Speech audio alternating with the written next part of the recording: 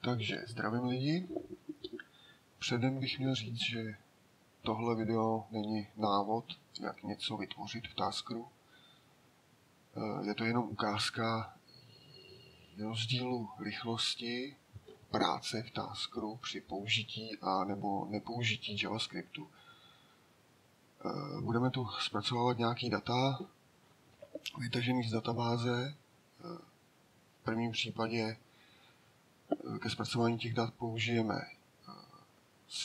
JavaScript spuštěný pomocí JavaScript-led akce v Taskru a v druhém případě ty stejné data zpracujeme bez použití JavaScriptu. Já tady mám jeden starší projekt, který jsem dělal někdy v červnu minulého roku a úplně jsem zapomněl, že ho tady pořád mám, že pořád běží v tom Taskru a pořád ukládá data. Ten projekt nedělá nic jiného, než že při každé změně stavu baterky, stavu nabití baterky, uloží záznam do databáze. V současné chvíli ta databáze obsahuje necelých 26 000 záznamů. My je samozřejmě nebudeme tahat všechny, ale vytáhneme si jich jenom pár, protože to bychom tady byli týden. Ta tabulka v té databázi vypadá zhruba takhle, obsahuje 3 sloupce. První sloupec obsahuje to procento nabití té baterky. Druhý sloupec obsahuje takzvaný timestamp, český časový razítko, což je počet sekund od začátku roku 1970. A třetí sloupec obsahuje informaci o tom, zda probíhalo nebo neprobíhalo nabíjení. Může mít 3 hodnoty, protože já nemám bezdrátovou nabíječku. Takže může mít hodnotu BAT, což znamená, že telefon nebyl nabíjený, že to vyšlo z baterky. Druhá možnost je USB, že se nabíjelo z počítače a třetí možnost je ACC, že se nabíjelo klasickou nabíječkou ze sítě.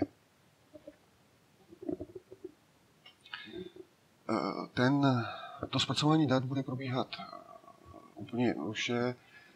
Nejprve se obarví to procento té baterky na červenou nebo zelenou barvu v závislosti na tom, jestli probíhalo nebo neprobíhalo nabíjení. A ten čas se převede na nějaký normální lidsky čitelný čas. Prostě protože tohle by nikomu nic neřeklo. Mám tady v Taskru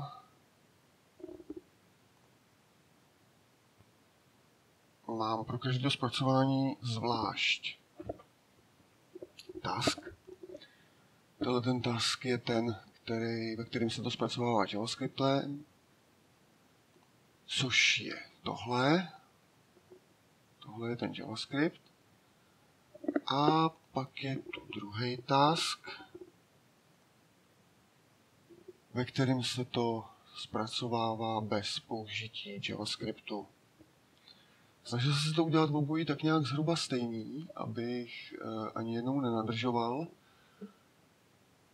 Takže například pro výpis nebo to přeformátování data a času jsem použil v obou případech jednu jedinou funkci. V případě JavaScriptu je to metoda localString a v případě Taskru je to akce variable convert. Proto ten výstup toho data a času bude v obou případech maličko jiný, protože každý si to formátuje po svým. A navíc Task jaksi ignoruje místní nastavení, takže ten datum a čas budou v takovém nějakým americkém formátu. Jenom aby jsme si zkontrolovali, že to opravdu probíhá stejně, měří se jenom čas průběhu toho cyklu, takže hned před začátkem cyklu se v obou případech uloží čas v milisekundách a i hned po skončení cyklu se taky uloží čas v milisekundách a pak se to odečte, tím se zjistí, jak dlouho to trvalo, celé to zpracování. Celé to probíhá tak nějak totožně v obou dvou případech. Tady se rozdělí ten řádek, protože ten výstup z té databáze je pole. Každý pole obsahuje jeden řádek té tabulky a je to oddělený čárkou, takže se to nejdřív rozdělí, pak se nastaví barva na zelenou a v případě, že se nenabíjí, tak se přepíše na červenou. Pak je tady, to je kvůli tomu, tady ta podmínka celá je kvůli tomu, aby ty data byly zarovnaný napravo, tak se přidávají nuly před začátek. Tady je to přeformátování toho data a času. Tady je počítadlo těch průběhů tím cyklem. To se taky zarovnává napravo, takže se tam přidávají nuly na začátek opět. Tady už je výstup, to je ta proměna, která se potom vypíše do té scény. A tady mám pak takový progress bar, něco jako ukazatel průběhu, který se dá vypínat, zapínat. To si taky ukážeme, že to taky docela zpomaluje celé to zpracování. A tady se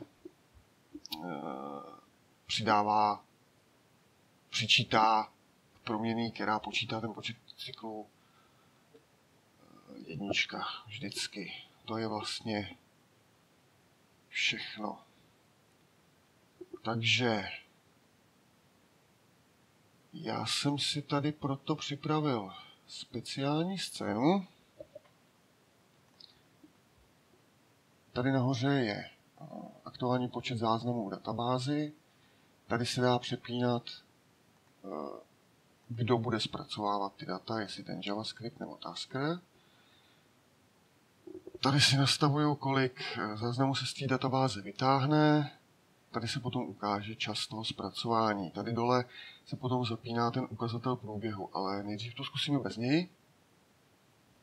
Takže začneme na 500 položkách. Nejprve budeme zpracovávat ty data pomocí Taskeru, takže 500 položek Tasker spustit. Čekáme, až se to zpracuje. Takhle vypadá ten výstup zhruba. A v Taskeru nám zpracování 500 záznamů trvalo necelých 5 sekund. Teď udělám to samý s JavaScriptem. No a vidíme, že v JavaScriptu to netrvalo ani 10 sekundy. 500 záznamů. Takže to zkusíme. Zpátky na Tasker a zvedneme počet záznamů na 1000. Tak. Spustit, to už bude trvat chvilku díl.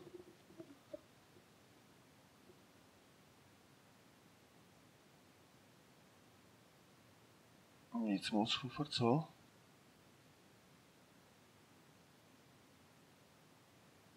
No, takže v Taskeru nám to trvalo skoro 15 sekund. 1000 záznamů, když to tak vezmeme, tak 1000 průchodů cyklem, když se v tom cyklu zas tak až moc neděje, není zase tolik. To není zase tak velký číslo. JavaScript, to samý, 1,5 desetiny sekundy.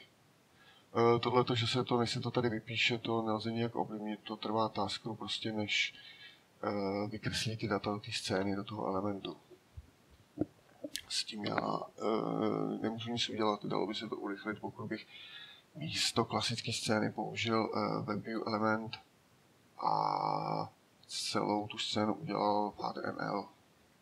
Ale to pro náš účel teďka není důležitý, my počítáme jenom to zpracování těch dat.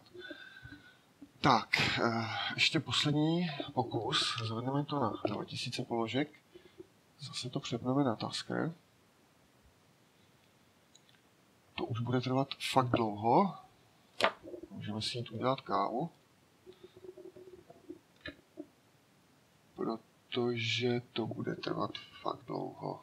Já už jsem to zkoušel předem, takže já vím, jestli se nepletu, tak to bude trvat kolem 50 sekund.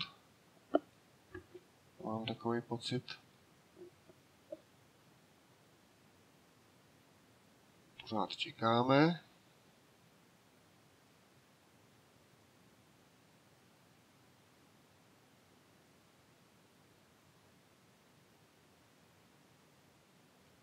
Pořád čekáme.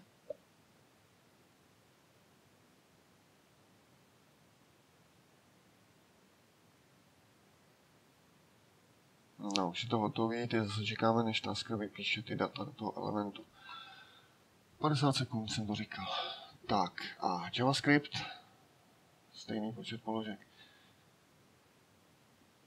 Necelý 2 sekundy. To už mi přijde jako docela obrovský rozdíl časový.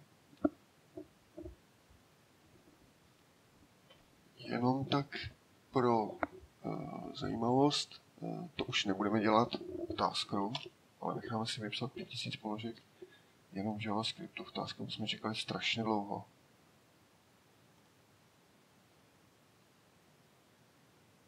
Něco přes půl sekundy. Což není tak hrozný na 5000 položek. A to vykreslení toho elementu bude trvat dlouho.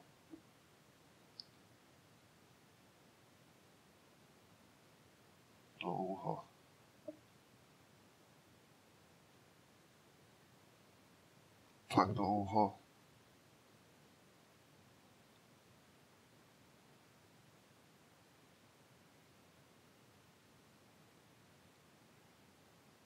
Řekl bych, že až moc dlouho. Tak, hotovo. Jenomže, bychom si tady ukázali, že se fakt vypsalo všech 5000 položek. Jo. Tak. Tímhle jsem chtěl vlastně ukázat jenom, že je dobrý pro spoustu věcí v Taskeru použít JavaScript místo klasických akcí v Taskeru. Protože ten rozdíl v tom čase toho zpracování je obrovský. Teď si to vrátíme zpátky na 500 položek, řekneme to na Tasker a zapneme si nějaký ukazatel průběhu. Ne, nejdřív ho nechám vypnutý, znovu si to spustíme. Mám takový pocit, že to trvalo nějakých 5 sekund. Tak. A teď uděláme to samý, ale přepneme tady to. Zapneme si nějaký ukazatel průběhu. Tady je ještě progress bar, ten můžu zapnout taky, protože ten už to nijak neovlivňuje to rychlost. A spustíme to. A sami vidíte, že je to o hodně pomalejší, protože 5 sekund už dávno uběhlo. A přitom se jedná jenom o jednu jedinou akci navíc. Vlastně tam nastavuju jednu globální proměnou. Při každém průchodu tím cyklem se přenastaví jedna globální proměna. Pokud je zaplý ten progress bar, tak 2, ale to je lokální proměna. To na to nemá zase až takový vliv. I když vypnu ten progress bar, bude to trvat zhruba stejně dlouho. Jo. Nechám zapnutý jenom to číslo toho aktuálně zpracovávaného záznamu. Bude to trvat zhruba stejně dlouho. A jedná se jenom o nastavení jedné globální proměny. Ta proměna je potom v tomhletom elementu, v tom textovém elementu vypsaná, ale přímo v tom tasku jenom přenastavuju tu globální proměnu. A doba zpracování se nám prodloužila o strašně dlouhou dobu, z pouhých 5 sekund na zhruba 30 sekund. To znamená 6krát tak dlouho. To ukazuju kvůli tomu, že pokud budete dělat nějaký projekt, který budete chtít dát někde ke stažení, nebo to Taskeru budete exportovat jako aplikaci, a budete tam například zpracovat nějaký takovýhle množství dat, nebo budete mít nějaký task, který je složitý a trvá dlouho jeho zpracování, tak pokud by uživatel koukal na prázdnou obrazovku takovou dobu, no i těch 5 sekund je docela dlouhá doba, tak by se mohl myslet, že se to seklo, protože nevidí, že se někde něco děje. Proto si dělají tyhle ty progress bary. A já tím chci jenom říct, že není nutný ten progress bar aktualizovat pokaždý. V našem případě se jedná o ty průchody cyklem. Není nutné to aktualizovat každý průchod cyklem, ale já to teď zvednu na 10, to znamená, že tohleto číslo se bude aktualizovat jenom každý 10. průchod cyklem. Při každý 10. zpracovávaný položce.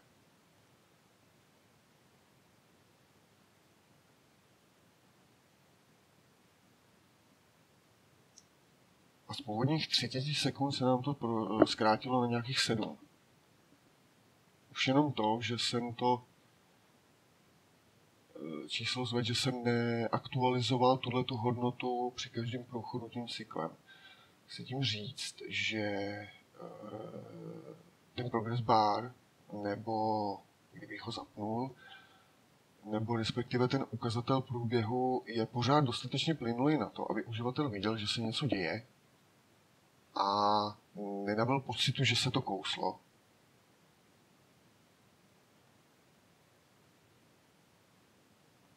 A nebyl kvůli tomu nervózní, ale není nutný prostě to aktualizovat každý průchod. Já to přepnu na JavaScript, ale tam vypnu ten progress bar, protože problém u JavaScriptu je ten, že v manuálu jsem nikdy nenašel možnost, jak přímo z JavaScriptu nastavovat velikost elementu. Prostě to tam není. Je tam všechno možný, ale velikost elementu tam není, takže jsem to musel řešit přes externí task a to zpomaluje opravdu extrémně hodně, takže ten progress bar nechám vypnutý, nechám zapnout jenom tohle číslo. A nejprve si to dáme bez. To nám trvalo necelou desetinu. Počkej. Tak. To nám trvalo necelou desetinu sekundy, ano. Teď to zapnu. Nechám to po jedné položce. Aktualizovat. A z původní desetiny sekundy ono to ani nějak nestíhá, protože ten JavaScript je hodně rychlej oproti Taskru. Takže ten ukazatel průběhu neběží tak, jak bychom si představovali po té jedné položce. Ale z původní desetiny sekundy se nám to prodloužilo skoro na 20 sekund. Teď to zvednu na každý 10. průchod cyklem.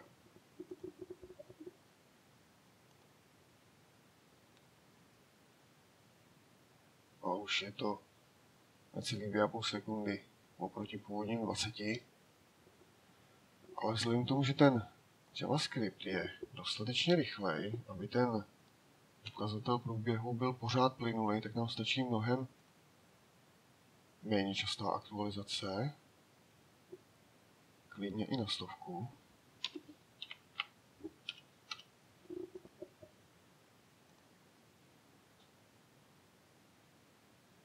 Jo, a hrozně se to zkrátí. U JavaScriptu já tam nastavím větší počet položek, třeba 3000, protože na 500 by to nemělo smysl a můžeme to aktualizovat klidně po 200 položkách. Tím se to ještě zkrátí. Celý, zrychlí. No.